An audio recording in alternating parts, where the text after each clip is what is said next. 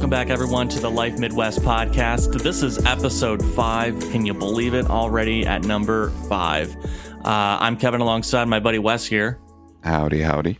You know, it's been an interesting but a really, really fun, good first few weeks. We've done some great episodes about kind of our past and our upbringings. Also talking about a few social science topics. Make sure you head back and check those out if this is your first episode. I don't know why it would be because it's labeled number 5, but hey, we're not here to judge, right, bud? Right. You can listen to us in any order. Any order you want. Maybe you can't count to 5. I don't know. If you can't count to 5, then I think there's a different podcast that you need other than us. But again, we're not here to judge. So this week's topic is going to be on video games and autonomy. And boy, I've been looking forward to doing this episode, man. Ever since we started laying out the different episodes and what we were going to talk about and kind of planning out our first few months with this podcast. And I just want to start with a real basic, what is your favorite color kind of question. Talk to me about video games, man. Man, I love video games. I didn't really mention it much in the About Me episode, but I've been playing video games for as long as I can remember. I had a Super Nintendo in my room when I was 4. Would play The Legend of Zelda: Link to the Past, the original one before they made it again for the Game Boy Advanced. Eventually made my way up to JRPGs, Final Fantasy, and then MMOs became a thing, in the early 2000s. So I've been playing World of Warcraft, pretty much since it came out.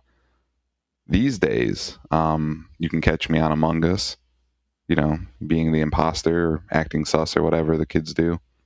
But yeah, I love video games. They have taken a large portion of my life. Have a lot of muscle memory with them. What are your favorite games? So I've always been pretty, I don't want to say consistent, but I've always found myself gravitating towards the MMOs, the RPGs, the action adventures, Final Fantasy, Legend of Zelda, Phantasy Star. Those are always really the series where I really stuck. Over the last few years, I've definitely kind of finally branched out and delved into some FPSs. By no means do I think I'm great at them, but I actually have fun with them versus being intimidated by them when I was a kid. Everybody loved Halo and at least wanted to try it. And I was one of them, but it was just, that was as close as I got to FPSs. Before Overwatch and Valorant. I think my big threshold was discovering that I needed a keyboard and a mouse to aim. So outside of that, but I have delved into a lot of MMOs like World of Warcraft. Very currently hopelessly addicted to Phantasy Star Online 2, which finally came to the States after 8 years, just before their big expansion, which is coming this year. But yeah, hey, before we go any further, I should probably mention why the two of us sound different. Yeah, that would maybe help some people out. So normally for our workflow, just you get a little bit of a behind the scenes thing here. Normally before we start recording, we sit down, on a Discord call, and we talk about what we're going to do for the episode, kind of that day, kind of like a prep, like a read through, not a read through because it's not scripted, but just, talking over things, making sure we understand each bullet point that we have that we want to cover, et cetera, et cetera. And Wes got on Discord this morning and told me, bro, my mic isn't working. I was like, what do you mean your mic's not working? No, I didn't say it like that. So anyways, his mic isn't working. As of this recording, Best Buy isn't open yet. And so not only is this not a paid advertisement for Best Buy, but it's also not a paid advertisement for Yeti, unless either of them want to sponsor us. So we can get a new mic, but we had planned to record today. So the show must go on. So for this episode, you get Wes's sultry, succulent voice over whatever he's using. Yeah, this Astro gaming mic. It's about games. Might as well, play the part. Are they the makers of Astroglide? Ooh. I had to ask. It's a big jump for them. Video game accessories, audio accessories, butt lube. Talk about escalating quickly. Not to make this another My Friend series episode. And I know we'll dive back into this later when we get into the psychology segment of it. But I do want to ask you, what is it about you? What is it about video games that has attracted you to them for most, if not all, of your life, Wes? I think video games have just always been like a fun escape from reality. Um, so even at a young age, I would be, in my room playing video games, completely self-content, exploring virtual worlds, having fun. I get to experience the novelty of it all. And at a young age, everything's cool and interesting and new. So I kind of grew up in like a virtual video game environment just because I've spent, most of my childhood playing some type of a video game. So these days, I think I'm attracted to like the familiarity of it all. Um, Plus the novelty. I know I'm gonna have fun playing a game. I'm gonna be able to sit there and accomplish things that in real life you can't really accomplish. Um, but also, I'm used to all that. But it's they have new expansions and MMOs. They come out with new titles for you know big games like Zelda or games that come out on a semi to semi-annual decade basis. um I just know I'm going to have fun, and if I don't have fun, that's the end of that game. So that's really what takes me to them. What would you say, just as a follow up question? What would you say stops them from feeling repetitive? And I'll give you an example. Let's say that you play Halo, and the overall objective of Halo is, like, if you were to really boil it down to layman's terms, it's a kill shit don't die game, right? Right. So what stops that from being repetitive when you go to another kill shit don't die game? Like what do you think, in your opinion? So the repetitive action of playing video games, we've kind of been, in my opinion at least, Stockholmed into believing that the grind is good. That's part of a game. You go on, you do the same thing over and over. You build some type of competency. You build some type of method you use to do it.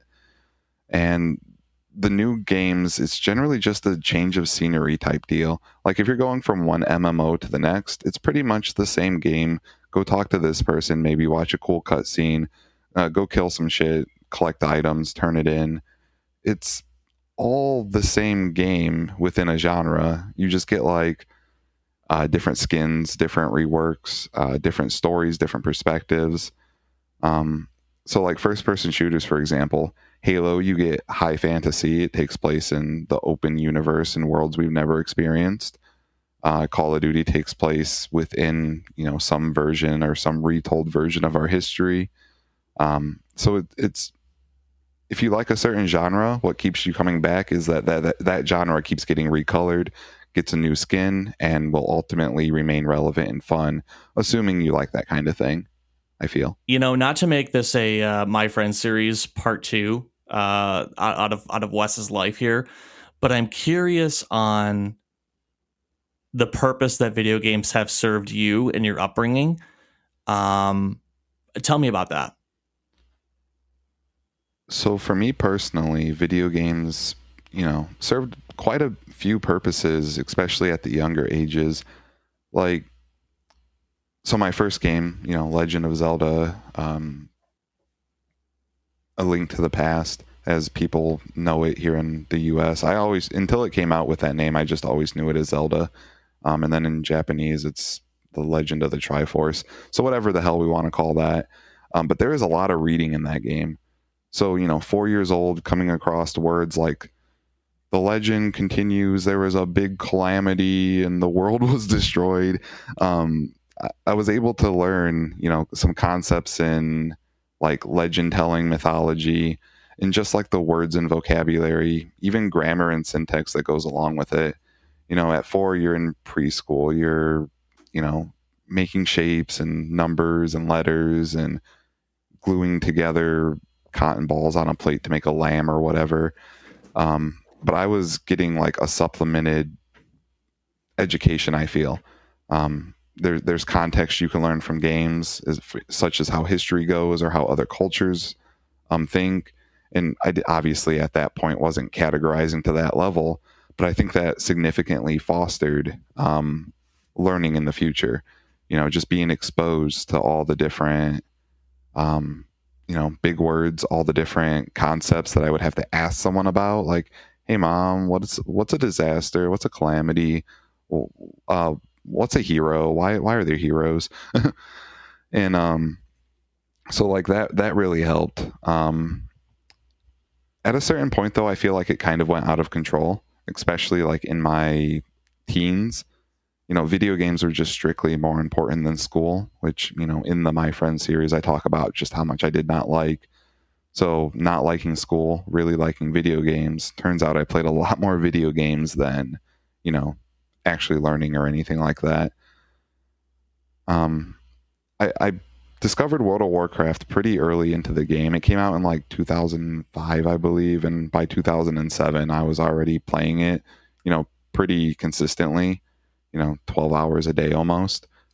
Wow. And that became, cumbersome to just general IRL in real life success, very not conducive to getting your shit done, which, affected my mental state. So now, I'm sad when I'm playing video games, which isn't good. And eventually I just stopped playing video games for a while. Like, I couldn't sit down and play a video game without just like the overwhelming cognitive dissonance of, well, shit, I don't have my bills paid this month, or oh crap, my homework's not done, or whatever it might be. So I would, be anxious playing video games. It wasn't until I went to Japan and I was just really bored in my free time, like I was in school and I had friends and there was a great environment to explore, but like I have sleeping issues. So in the middle of the night when everyone else is sleeping like a normal person and I have like, I'm not at home, I can't just like, I'll go on a ride or whatever. I started playing old school RuneScape, which I played, as a kid, but I'm like, this is fun. I can't lose too much time in this, right? And then I got addicted to video games again, I feel. Just right back into it, jumping right back on it. I got these chores to do inside the game, and this feels good because I'm completing this. I got my skill cape. Oh, yeah. And now I'm playing World of Warcraft again. Shadowlands just came out. It's a really good game. I just graduated and I haven't found a job yet. So, in between doing my projects, podcast, and other projects I'm working on, I just sit there and play World of Warcraft. It's really a great way to feel like you're checking boxes when you can't check boxes in life, or if you're waiting to be able to check boxes in life. Not like a time killer. I feel it's like a productive time killer. And I want to see if you agree with this, Wes. I could sit down and play Scrabble. What am I going to learn or build on cognitively from Scrabble? Words I already know, using math skills that I already know, and maybe finding out that some two-letter word is worth 48 points. That's not even going to give me anything to talk about at a cocktail party. No, you know what I mean? Like nobody's going to find that interesting. Whereas I feel like if you are building, and I'm getting on a tangent that's gonna delve into later on in the episode, but you're building the confidence, you're building competencies, you're building self morale by getting things done in a virtual world in which you have control of something that you may not have control of in real life.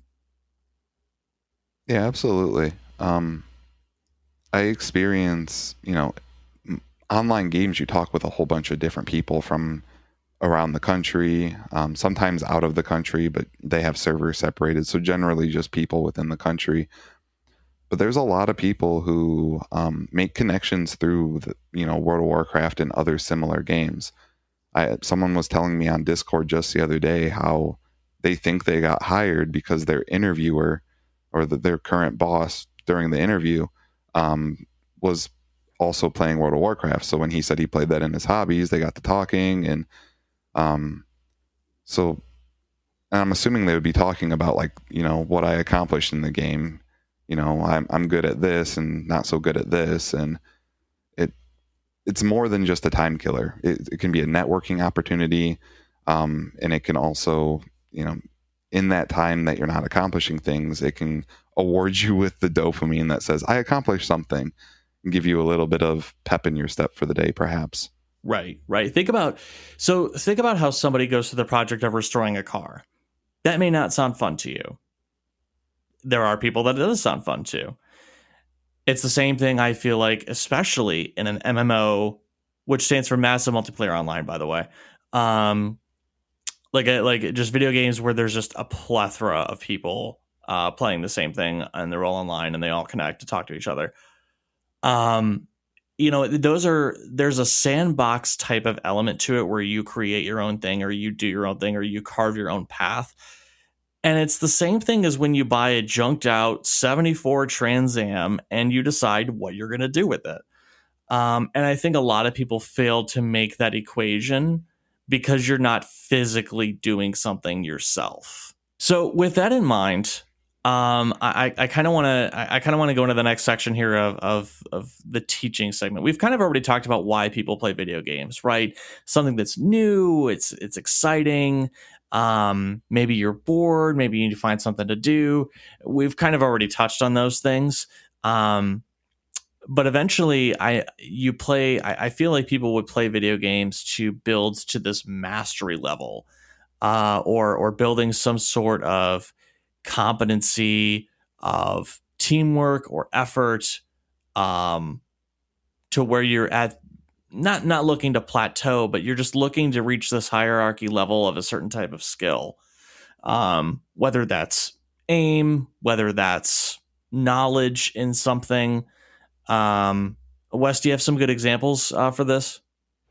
Yeah, so like we can think of this like Ash Ketchum, you know, everyone knows Pokemon. I wanna be the very best. I've So never like heard of Pokemon. you monster, you pocket monster. All right. I'm kidding.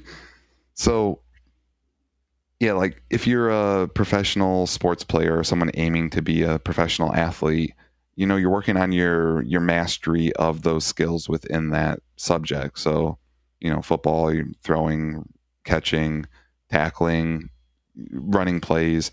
In video games, it's very much the same, I feel.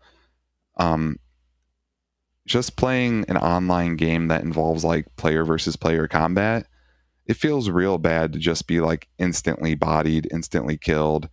So you're going to want to build those skills up to not have that happen. You probably won't enjoy that game very much if you're just consistently bad at it. Um, so I do believe that one of the main reasons people do play video games is they get in the game, they're horrendous at it, and the human nature is like, I'm gonna get better. I'm gonna make this worth it. I'm gonna be better than everyone else. I'm gonna be the very best. And then Ash Ketchum it. And that really pushes some really amazing life skills that it's not that you can't learn them anywhere else, but I think people don't realize that a video game or playing video games in general can teach you that. Think about what Wes was just saying. That's a really great example of perseverance, right? Not giving up, um, the desire to do better, to be better. I mean, you can apply those to all walks of life. And if you have something that is important to you, that is fun to you, that is occupying to the brain, but it's building those life Legos of perseverance, confidence, self esteem, that can be really healthy.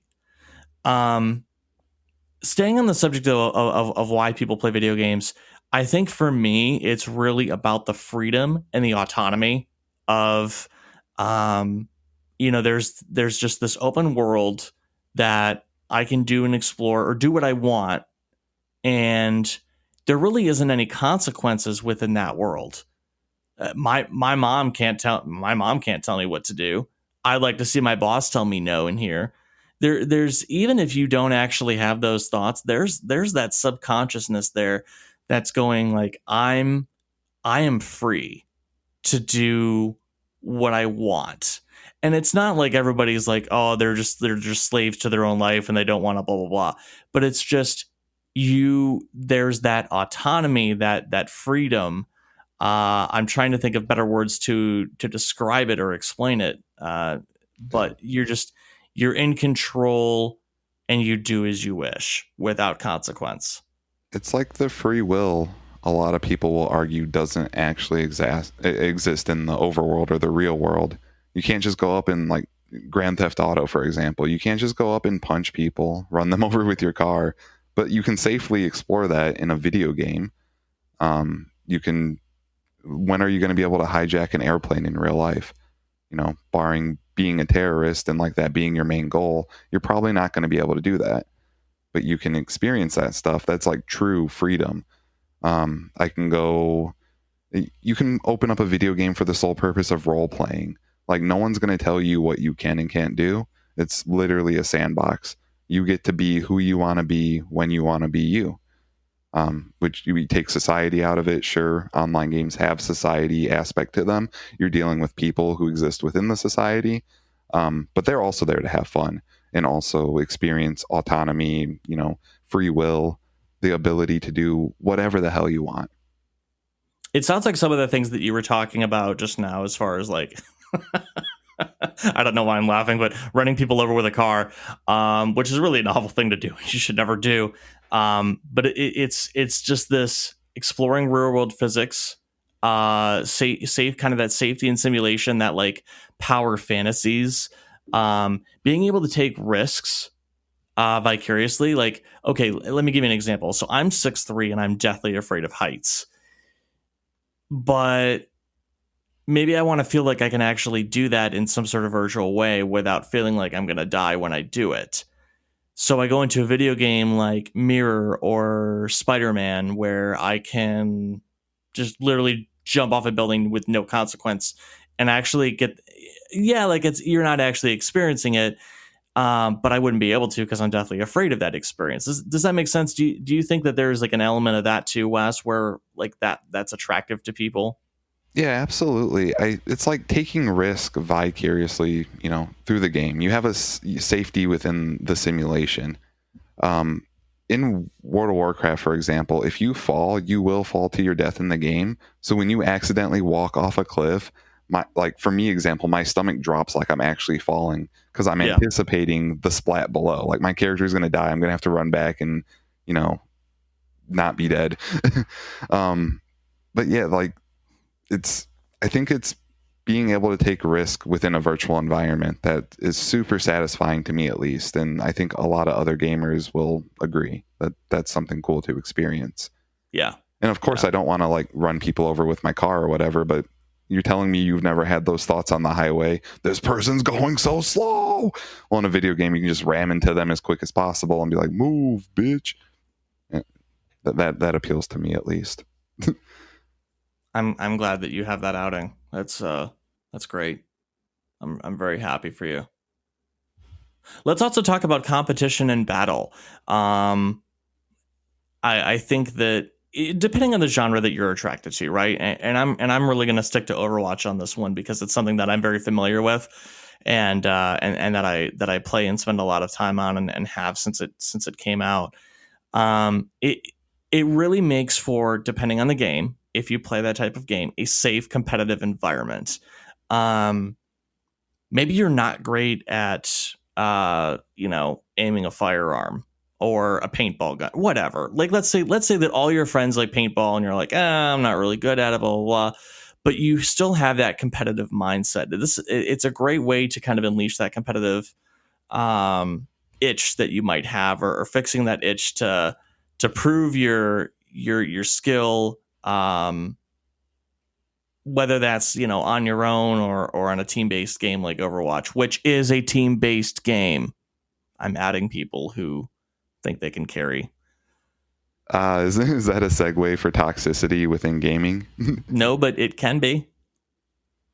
Yeah, there's definitely. So you said safe competitive environment. You know, depending on what one's definition of safe is, like you're not going to die in the process, but you might not come out of that mentally unscathed, depending on the circumstances.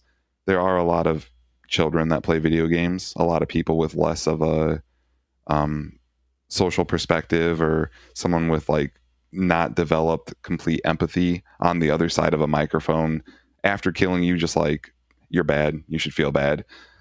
So there are toxic gamers out there. But generally, in competition, it's a safe environment. It's different from like getting a concussion while playing football. And you get the same level of competition without, losing your head.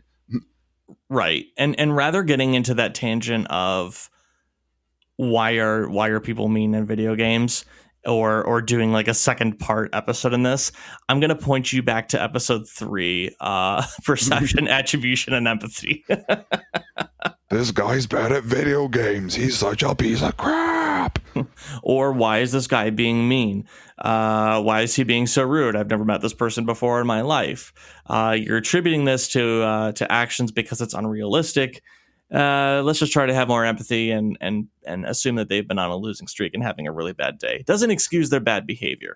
There, great. Glad we knocked that episode out. Wes, let's move on to cooperation and the and how that kind of like that can really build teamwork, team morale, and honestly, a really big social piece of that is cooperation too, right? Yeah, you hit on it a bit when you mentioned Overwatch. It's a team game. There's what, 5 of you, and 6. you have 6, and you have to beat the other team. So if you get on chat with each other, Discord, whatever chat service you use, you're going to plan out what you're doing. Hey, I got this. You're going to communicate with each other. Same in the World of Warcraft. If you're doing a raid, hey, I got this counter. You get the next one. Hey, I have aggro. Please, tank, come get this.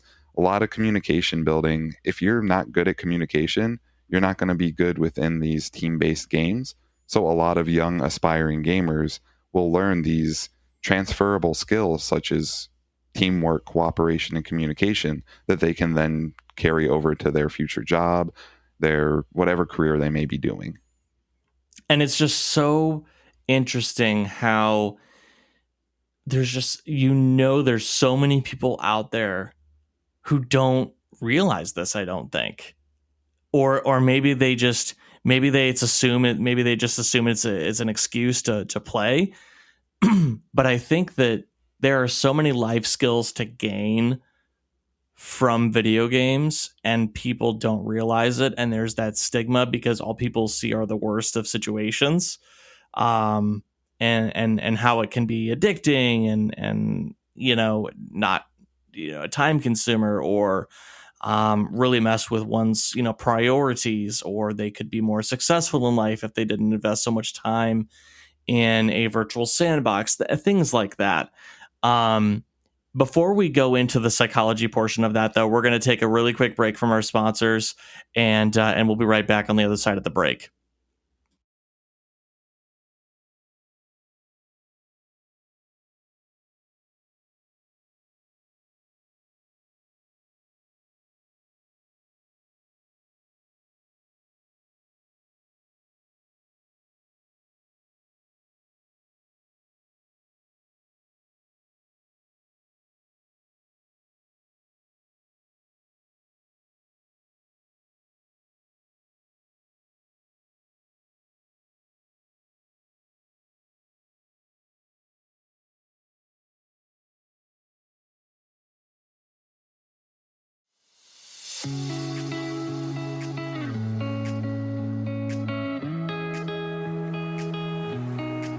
Welcome back to the Life Midwest podcast. On the other side of the break, it's your host Kevin alongside Wes here.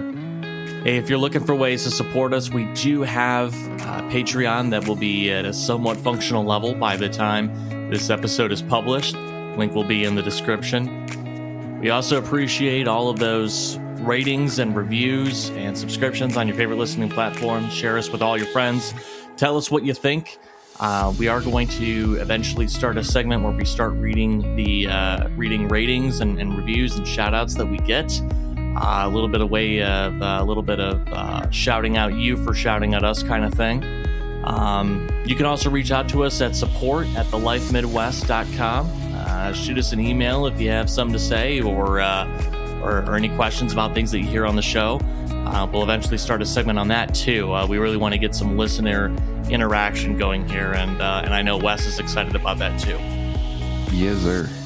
So before we get into the psychology of something, during the break, Wes had brought something up that he wanted to talk about. Isn't that right, pal? Yeah. So what does your mom call video games? My mom calls them baby games. The first time I heard that, Kevin's just sitting there. He invites me over. He's like looking at his phone or whatever, and his mom walks around the corner. You guys about to be playing some baby games later? And I'm just like, nani? But I find that super interesting and relevant to what you were saying before the break about how there's all these benefits to gaming, transferable skills you can learn, but some people, they're just like, I don't understand video games. I think they're a waste of time. And immediately it brought your mom to my attention because she calls them baby games. Right. It's almost like, and I love my mom very much, and I'm always going to be a mama's boy. But there's just this lack of empathy when it comes to something that, if we don't understand something, we're very quick to judge it, or either fear it or judge it. I feel, and so in this case, because you don't fear video games, you have this judgment. There's this stigma, almost like mental health. There's just this stigma around them, and I think it gets in the way of the good and the positive of what video games can actually do. Um, Man, yeah, I won't lie to you though, Wes. It's a big pet peeve of mine. It's always something that's gotten under my skin because I feel like there's this connection, there's this false attribution of man, we're just gonna connect all and plug all of our episodes and other episodes. There's this false attribution of video games are only for babies, for immature people, for little kids. um but to that I would argue, why do we rate games T for teen and M for mature? Mature babies, teenager babies, I'm 18 months, therefore I'm a teenager. Okay.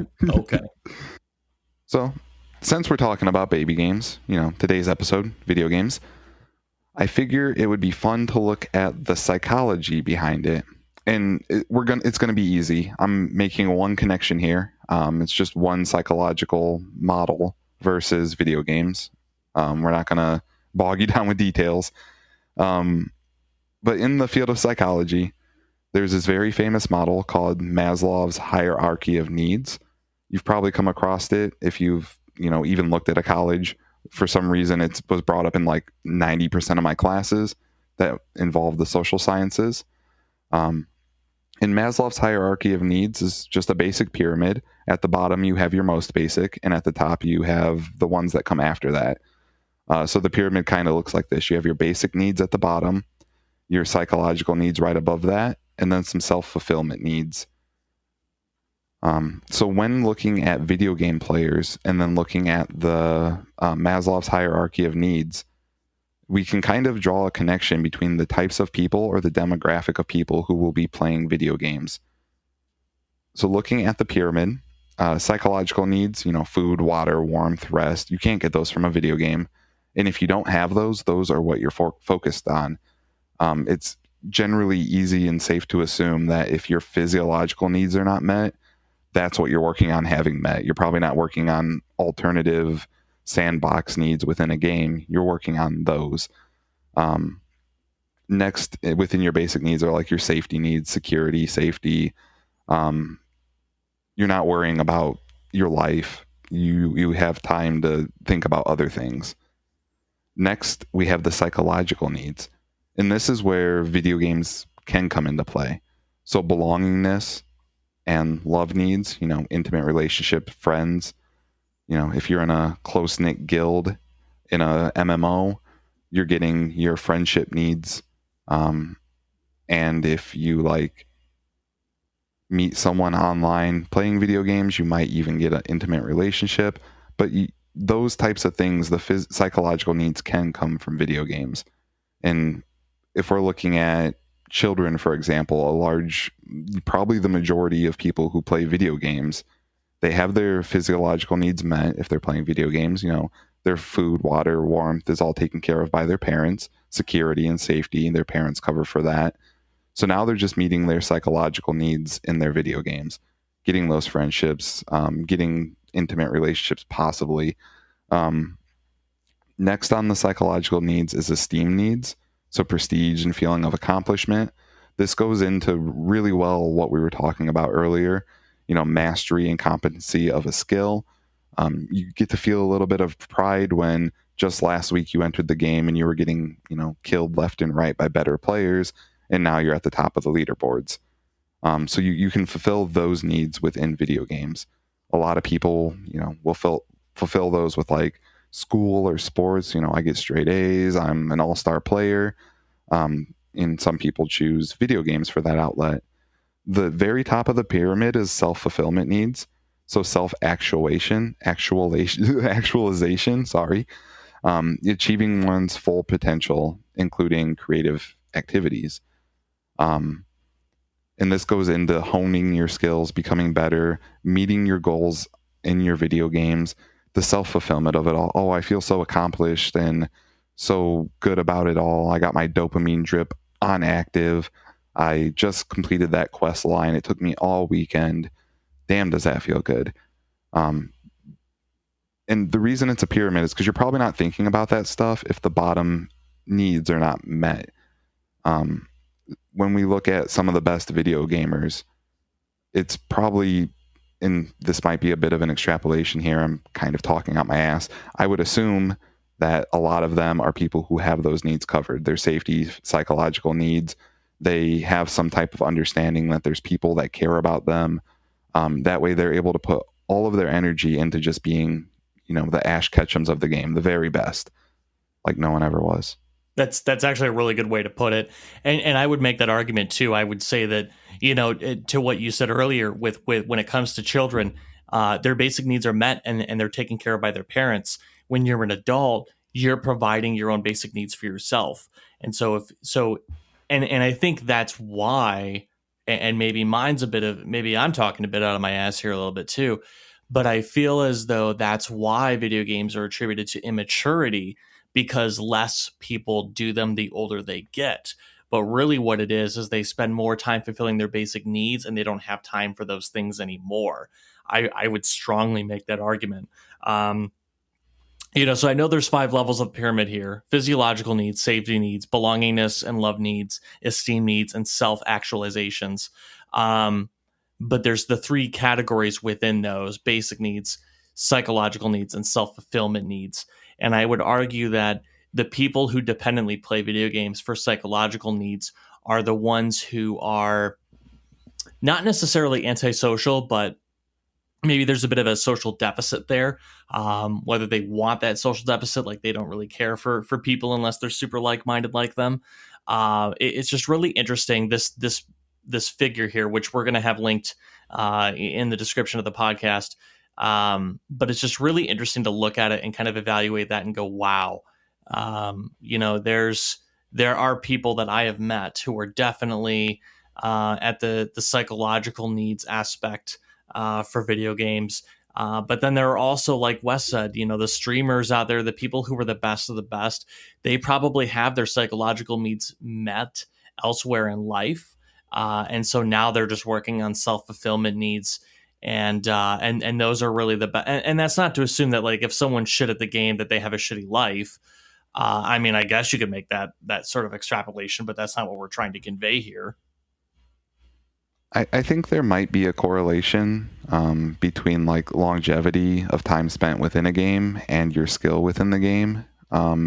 So if you've been playing the game your whole life and you're still kind of shit at it, you're probably just a bad gamer. But there, again, you can't attribute that like just based on what you see. They really might have basic needs or psychological needs not being met, so they can't really put their full effort into that game. That, or it might just be a time issue.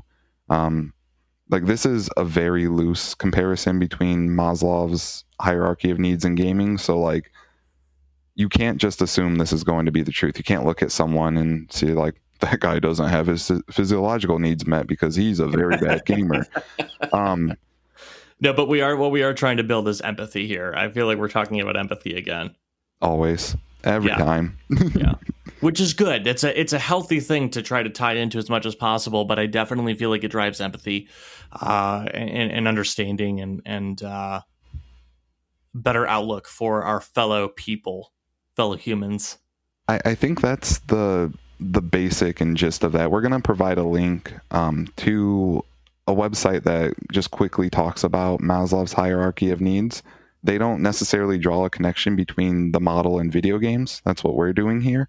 But if you have any questions, think maybe we're making some rather extreme conclusions, feel free to look at it yourself. It's very interesting, in my opinion. I studied the stuff, but I think it's interesting. Or maybe you find it mind blowing and you just want to say, wow, holy crap, I've never looked at it this way. And I'm never going to be mean to somebody in a video game ever again. If I could change one person's life or outlook, I mean, that's what did I say in episode 3? That we want to strike a chord. That's the goal. That's the goal in all this. We want to strike a chord with everybody. So, let's talk a little bit about what video games can offer people aside from everything that we've already talked about. I think we've touched a little bit on um, I think we've touched a little bit on career opportunities. You had mentioned that short story of someone in an interview and the boss interviewing that person, both playing the same game and kind of bonding on that and developing a working relationship before they're already entering a working relationship, which is really cool. But let's talk about community. Let's talk about how video games can be a safe outlet for people, for individuals, people who really want to express their individuality, who are unique, who want to express their desires and parts of themselves that they may not feel that they can do in the real world. Right. So with career opportunities, right now, the gaming industry is burgeoning. It's booming. If you're an interesting person who plays video games, all you have to do is now be an interesting person who plays video games and knows how to do content creation. And you're a streamer, a YouTuber, you can do a podcast about video games. There are career opportunities for people who have interest in the field. You can literally design video games, build video games, test video games.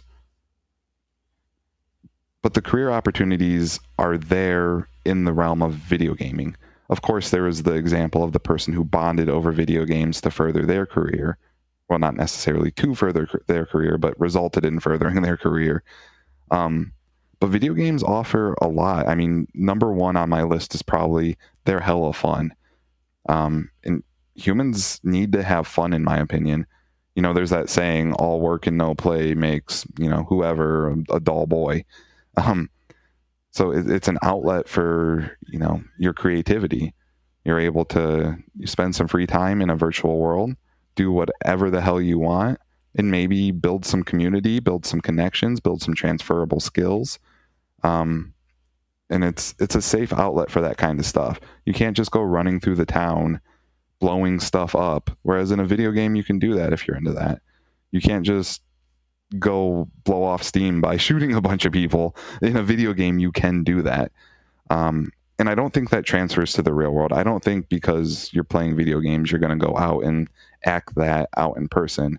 In fact, I think it prevents that kind of thing because you're able to experience it vicariously.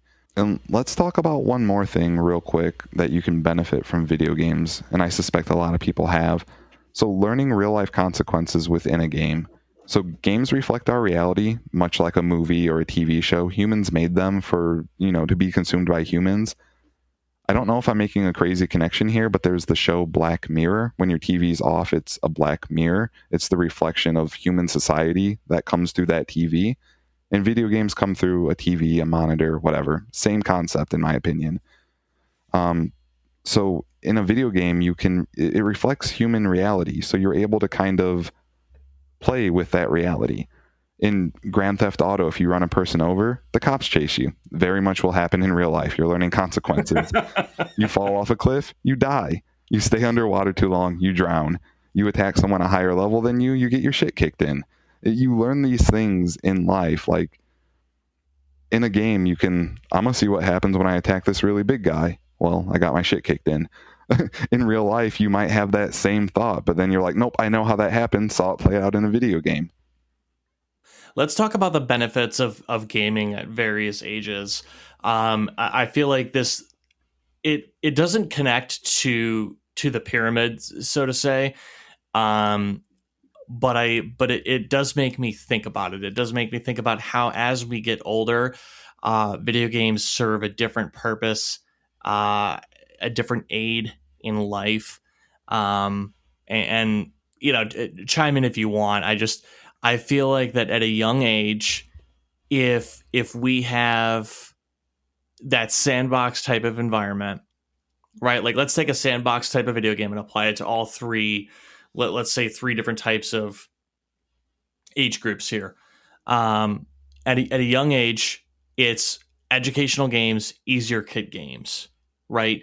Things that build that cognitive function of you can't put a square peg into a round hole, or, B comes after A in the alphabet, or being able to count to 10, or things like that, right? Things that Mickey Mouse teaches us as kids. That same sandbox can teach us as we grow older, a little bit of socialization. Think about like Toonstown or The Sims, even. You have this type of real life played out in front of you. Maybe it teaches social interactions or how to greet people, or the fact that it's okay to talk to people just in passing, just to be polite to them, just little random social nuances like that. And then at an adolescent age, we really start learning socialization. If someone's playing, an MMO or a team-based game, developing friendships. Maybe you haven't developed a lot of friendships in real life, and now you can do that because the world's connected, and you can find those people who feel how you do. But then there's also the learning environment aspect of it, right? Vocab and grammar improvement. Maybe somebody just like talks really poorly or types really poorly, but then they're introduced into this group that likes the same video game as them, but they all are a lot more astute. And so now it's like, oh, I want to be as smart as these people. And it can serve this like level or foundation for inspiration. I feel like that's a really huge one. Being able to benefit like in an educational aspect. I feel like as people get older, we don't have as many of those things to work on. So maybe to the outside, person or perspective, it can seem frivolous to invest time in this.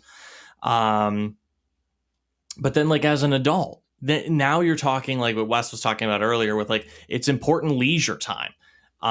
Maybe if you are alone, maybe if your partner is out of town on a business trip, I don't know. There's times where you just kind of have me time, and everyone spends their me time differently. To me, that's no different than sitting down and watching the ball game.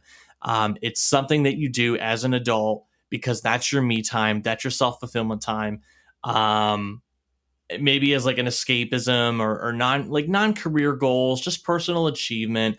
You can even do like, let's say you have kids. You want your kids to benefit from this because you know that you had those same benefits. Now it's like this cycle where someone's coming 360 and they're talking about, getting kids involved in the educational aspect of games because you knew how beneficial it was for you as a kid, and now you have kids of your own and you want them to benefit. It's really amazing how that comes full circle, don't you think?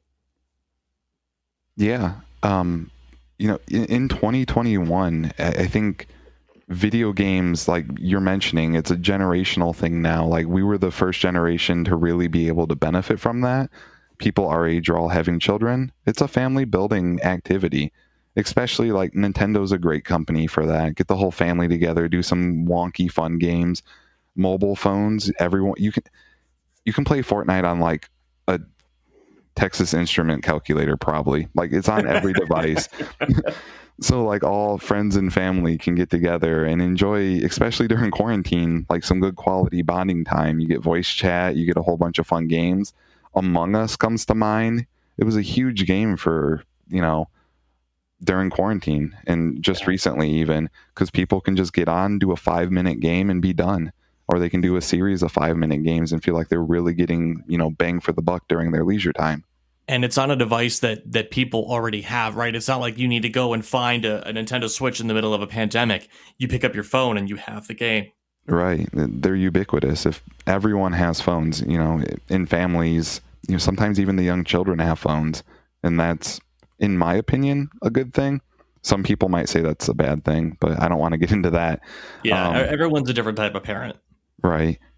I think kids are getting smart as hell, tech savvy. My niece has been playing on a iPad she's 5. She's been playing for a couple years, and she's just very, very smart, especially very well socialized. Compared to me at that age, she's doing much better. And I think it's because she has these different environments to learn from, some of them being virtual. Now, I know we're talking a lot about the positive side of video games, but that doesn't mean that there isn't a harmful or a downside of it. So, before you're quick to tweet us or email us that you disagree, it's not really an argument that we're making here. We're just looking at the bright side because a lot of people don't look at the bright side. I just want to make that clear, and I'm sure Wes feels the same way. Also, before I forget about it, since we were talking about kids. And kind of coming full circle, Ashley, when you listen to this, the only reason I want to have kids is so I can kick their ass at Mario Kart. I'm just putting that out there. So, but we do acknowledge that there's a harmful or there's a downside to video games, or that it needs to be in moderation. Let's talk about that a little bit. So yeah, one of the most obvious harmful aspects of video games, I feel, is like it takes up valuable time that you have to get real life work done. It can become a real hindrance to your success if you prioritize that over, let's say, school or schoolwork, a job, or whatever. And of course, there's also the ability to become addicted to it. You get hyper stimulated or hyper aroused by staring at a screen for so many hours. Maybe then you're not able to fall asleep afterwards. Your sleep schedule gets messed up. Not talking from experience, I wouldn't know anything about that. But online game addiction is a real thing, and it can make normal life activities and responsibilities really hard to handle. You're on that constant dopamine drip. Ooh, I got a loot drop. Ooh, I just won. Ooh, so happy. And you're just sitting there for hours feeling the dopamine trip. And then when you're done with that, it's like, oh, I wish I was playing video games. I don't feel good. I don't really want to do this. There's a really interesting article from the American Psychological Association, American Psychology Association, and it kind of goes on. There's two from them. One, online game addiction, and the other one is the benefits of gaming. So you get the same or different perspective from the same source. But yeah, there's definitely some negatives that come from it. You're staring at a screen all day. Maybe you're going to have eye damage. You'll be wearing glasses earlier than later. It's really, really important to practice good gaming hygiene in order to avoid the negative parts that can really happen. There's gambling addiction. There's addiction to literally everything. It's a psychological desire or need to be doing something else. And I mean, we have a lot of data showing that video game, especially in young adults, especially in teenagers, is really, it can be really harmful. Yeah, I've definitely had my fair share of not so healthy experiences with video games. I think I've used them a lot to turn away from things that I don't want to face or deal with, or because I don't know how to.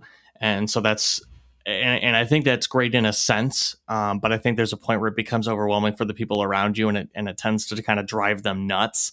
And so, to those people, I'm sorry. We're all human here, but I think that there is a prescription for moderation is in order. For example, I make sure that I have my things in order. I have the bottom of my pyramid in order before I go for those things at the top, because I feel like I don't enjoy those top pieces, the self-fulfillment piece of the pyramid, if I don't have those more bottom ones met. If Ashley's mad at me for playing video games, I'm not going to have a good time playing video games. That's how it is. And I feel like that's how it is for most people. But any other moderation tips, Wes, aside from the pyramid? Yeah, prioritize your real life work, obviously, and then games. If you have a job, schoolwork, get that shit done first. Because at least in my experiences, if I procrastinate, now I'm angry that I have a lot of work I still have to do, but I also want to play that damn video game. So prioritize your real life work first. I actually got a whiteboard for kind of this purpose, because without structure, I'll just play video games all day. So on my whiteboard, I list like the 10 things I have to do for the day or week, or, depending on how hectic the schedule is. But I finish those, and then that whole time I'm playing video games, I'm like, I don't actually have anything I need to do. So I'm able, like, my needs are met, and also my responsibilities are taken care of. And when I'm sitting there, I'm able to not like be a mess. No one has to go out and get a whiteboard, but that's what I use to organize my life, to not, let video games control it. I meant to tell you that that I actually want to get a whiteboard now because of that. I don't know that I'll use it the same way, but I definitely feel like it'll help me organize my thoughts when I'm in my office here and kind of doing the things that I need to do. So thank you for that inspiration. Yeah, man. Anything that helps. I wish someone would have told me that earlier. The minute I thought of it, I'm like, that's so brilliant. Yeah. So the too long didn't read of all of this, which we're going to have, yes, at the end of the episode rather than the beginning, because otherwise, why would you listen to this whole hour discussion? Is gaming is fine. Don't let it become an addiction. We'll see you next time, everybody. No, I'm just kidding. Let's kind of go into the last section here, where we kind of let's put this all together, right? We see, like you said earlier, Wes, we are really the first generation to experience video games in a very mainstream way, where we are now reaching this era or this part of our lives where now the cycle is beginning to turn over again. And there are people younger than us that are playing, obviously, but when we were that age, there wasn't really an older group that was doing the same thing, right? I think that's kind of what you were trying to say earlier, like that first generation. And so now it's just this, every generation is getting better. More people will have exposure to games, and it's important to know what members of our society are doing and how they're going to influence the rest of the world. And so I think that this is going to be a really big piece of human life, technology in general. But I feel like everyone at some point in their lives has exposure to video games. If it's not for you, then you move on. And if it is for you, then you grow into it. But I will say that I think that having no understanding of video games and keeping your children away from it is a dangerous thing to do. I think it sets them behind when it comes to their peers, and maybe like muscle memory or reaction time, maybe teamwork and collaboration. Like, yes, you might learn those things in school through school projects and things like that. But how much earlier could you learn them if you were playing a video game when you were like 5 or 6? And I'm not saying that's the only thing they should be doing at 5 or 6. But how much more ahead of the curve are they, and how much more are they benefiting from having done that? At the same note, having no understanding of video games and allowing children to game endlessly will also be bad for their future, right? Procrastination issues, social problems, learning deficits, because now they've prioritized that top piece of the pyramid without taking care of their bottom needs of that pyramid as an adult. Wes, pull it all together for us. And I'm going to ask you that $1 million question that I ask every week. Why is this important? Why is this week, this topic, why is this important? Well, it's now the year 2021, and games are ubiquitous. We have them on our phones, our tablets, our computers, any system. Like your TV probably has game apps if you have a newer TV. And of course, all of our friends are doing it. So I think it's important to have a healthy understanding of games. And I think that would help those who would otherwise fall into a trap of addiction and or neglect of their personal lives better handle those circumstances. Games can be a powerful tool for parents to teach their children, for organizations to train their employees, for schools to implement education. And it's a great way for adults to like spend their leisure time. So it's easier to play games. More people are playing games. It's okay to play games. A lot of people are going to be playing video games. And I think anything we can do to help to get some information out there, all the better. I don't think we're the end all be all to the information on video gaming. In fact, I feel like we at best briefly mentioned it, but we are going to put some links. So we have one on online game addiction. We have one about the connection between autonomy and freedom in games, why we game. There's, of course, Maslow's hierarchy of needs, and then some benefits to gaming, as well as a link for procrastination and how gaming causes that. So we've got some information in our links. I know we don't like to go into great detail on the podcast. No one wants to get bogged down in technical terms, but you're more than welcome to look at the sources, see what we've been researching, and see how we put this together. Yeah, I think it's a really great way to, at the end of this podcast, you've sat here, you drove or whatever, and you listen to this for an hour, and you're like, okay, but I want to do a little bit more of this.